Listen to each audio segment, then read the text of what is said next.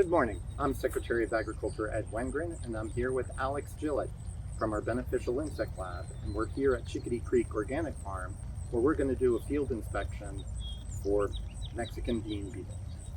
Start scouting the field. What should we be looking for, and how do we actually begin? So you want to start around the edges, and you want to look at each plant very carefully. So we want to be checking all the leaves of the plant all the way down to the bottom, and ideally you want to be checking at least 125 plants if that's a realistic thing for you. Now, is that what you do in a field row like this of string beans? How would you treat a field of soybean differently? So you would do the same for a soybean field. However, if you're at a larger operation that's not planted in single rows like this, what you want to do is focus around the edge of the field. Whereas here, if you have one or two rows and you're able to cover the entire plot, you should go ahead and do that if you're able to. And what's the purpose of the inspection? So the purpose of the inspection is to see how much of an infestation you have, and then determine if you need to do something to treat it. And what I know you work with the Beneficial Insect Lab, so we're looking at using a natural treatment system. So what are we actually using? Yes, so the beneficial insect that we use to control Mexican bean beetle is called Pediobius foveolatus. It's a tiny little parasitoid wasp that originates in India, and it attacks Mexican bean beetle larvae, causing them not to be able to pupate and turn into adults and continue their life cycle. So what's the advantage of a beneficial insect like that? The advantage is that, especially if you're running an organic farm such as this one, you are able to get some control over the pest without having to use chemical control. Also, the wasp is able to reproduce throughout the summer, so once you get some in there, they are able to continue working to your benefit through the whole season.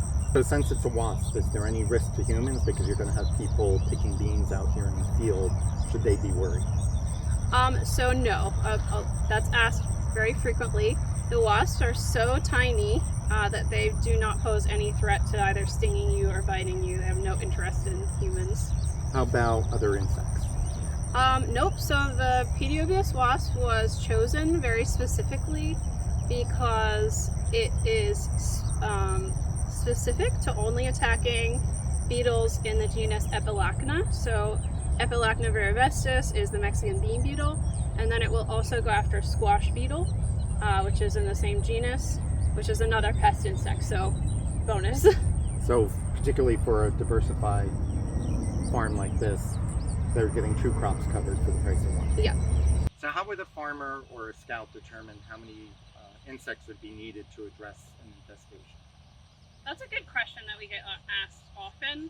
There's not an exact ratio like you might find on a pesticide label to use, but you really want to go by how large the field is and specifically how much of an infestation you have. So really it's the number of pests that are out there that you want to need.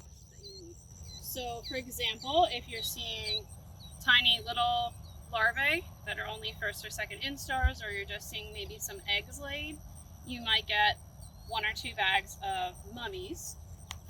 Or if you have a larger infestation with larger larvae, you might get 2,000 to 4,000 adult wasps. And what are mummies? That's a good question too.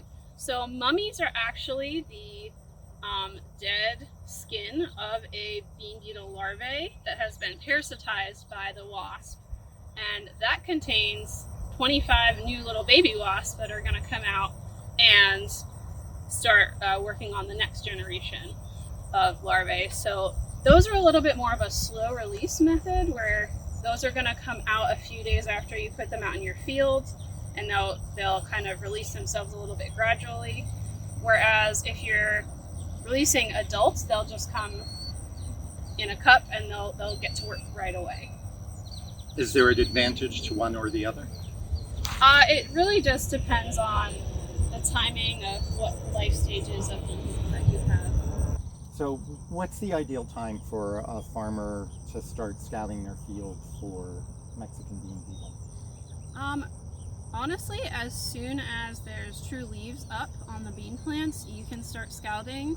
Depending on the year, bean beetle may come sooner or later, so if you want to be prepared, it's best to start scouting early. And when you're scouting, how do you mark a field when you find the insects?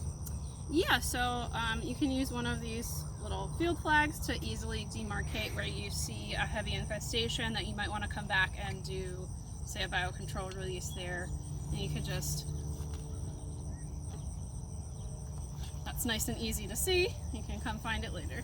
And then would you leave it in there when you do release so you can come back later and see if it's been effective? Yeah, so you might as well leave it there. It's also helpful to use when you're releasing mummy bags. Well, thank you for taking the time on this today. All right, thank you.